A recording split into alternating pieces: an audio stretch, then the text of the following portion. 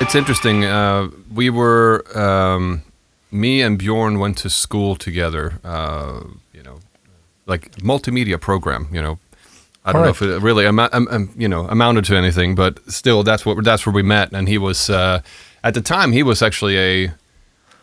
more of a guitar and a bass player. He wasn't really a singer at that point, right? But we needed a singer, and we already had guitar players and bass players, so that's kind of how that all got started. So exactly, Björn was very involved with, and probably still is. Like me and him would write majority of the music, but he would also come with guitar ideas, or he would come with like.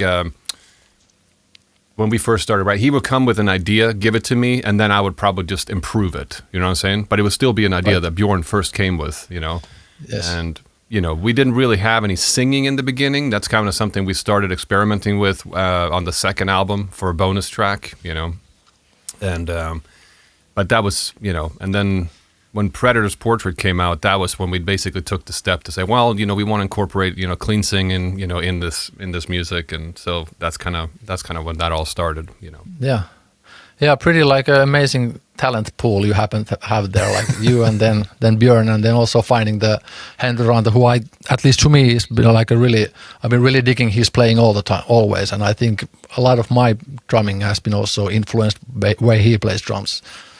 Yeah, I mean Henry is. It's interesting. We kind of fell off. I've actually talked to him recently, and Henry is just one of those guys. Like his ideas as a drummer. Like I haven't heard anybody else. Like he's. I wouldn't say that Dirk is like the best drummer in the world, but he is one of the most musical drummers. Like when he listens to music. And he plays drums. He plays musically, if that makes sense, right? Like you can have a drummer who's like really, he just plays the meat and potatoes, perfect fills, tempos is perfect. But then Henry his cymbal work was one of those things that really, I think that part with Henry was just like, I'd never heard anyone who play like that, like the accent notes and stuff like that. So he's one of my favorite drummers. I mean, and he's, even though it's been a long time since we played together. Exactly. Was it so that did he play then later in the Defaced band? Yes, he did. Yeah, that's right. You know your history. Yes. Yeah.